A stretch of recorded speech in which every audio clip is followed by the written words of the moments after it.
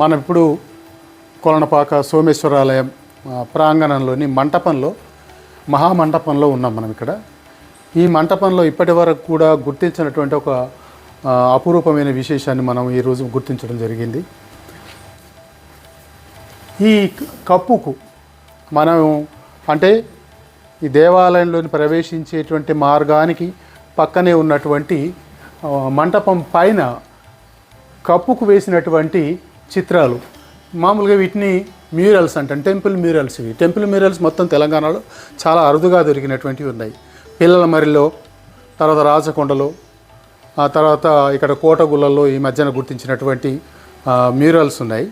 ఇప్పుడు కొత్తగా కొలనపాక దేవాలయంలో సోమేశ్వరాలయ మంటపంలో మనం ఈ మ్యూరల్స్ని చూస్తున్నాం. ఈ అద్భుతమైన మ్యూరల్స్ ఇవన్నీ ఒక స్టోరీ టెల్లింగ్, ఒక కథాకథనాత్మక చిత్రాలుగా ఉన్నాయి. అత్యద్భుతమైన రంగులు వెలిసిపోయినాయి.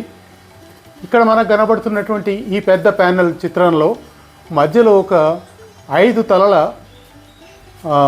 శిల్పం బొమ్మ చిత్రించబడి ఉంది. శిల్పాన్ని చిత్రించినారు. దాని పక్కన విశ్వబ్రహ్మ అని రాసింది. ఈ విశ్వబ్రహ్మ ఎవరు? మామూలుగా ఆ ముందరున్నటువంటి వాళ్ళు కూడా దేవతామూర్తులు, వెనక ఉన్నటువంటి వాళ్ళు కొంతమంది రాజు వాళ్ళ సంబంధించిన వాళ్ళుగా కనబడుతూ ఉన్నారు. అసలు ఇది ఏదైనా ఒక యక్షగానంలోనిదా, మరి లేకపోతే ఆ ప్రత్యేకంగా పేర్లు అట్లా రాయాల్సిన అవసరం ఏం లేదు. ఆ విశ్వబ్రహ్మ అనే పేరు రాసిన అక్షరాల తెలుగు లిపి, దాన్ని మనం 16, 17 శతాబ్దాలదే అనగా గుర్తించవచ్చు. ప్రతి బొమ్మకు కూడా పైన కింద బొమ్మ అంచులు వేసినారు, చక్కటి డిజైన్లతో వేసినారు. అంటే ఇది ఒక అద్భుతమైన ప్యానల్. అటువైపు కూడా ఒక ప్యానల్ ఉంది. ఇక్కడ ఈ ప్యానల్లో ఇక్కడ కూడా ఒక 2 వ్యక్తులు ఉంటారు. ఆ వ్యక్తుల మీద పేరు రాసింది. ఒక దగ్గర శరభయ్య అని రాసింది, ఇంకో దగ్గర సరయు ఇక్కడ ఉంది, సంగర అని ఉంది. ఇక్కడ ఈ చివరిలో ఉన్నటువంటిది సంగర అని రాసింది. అది ఇది అంతా ఈ మొత్తం చిత్రాలలో ఒక అద్భుతమైనటువంటి కథ చెప్పడానికి ప్రయత్నం చేసినారనేది అర్థమవుతుంది. దీన్ని ఉన్న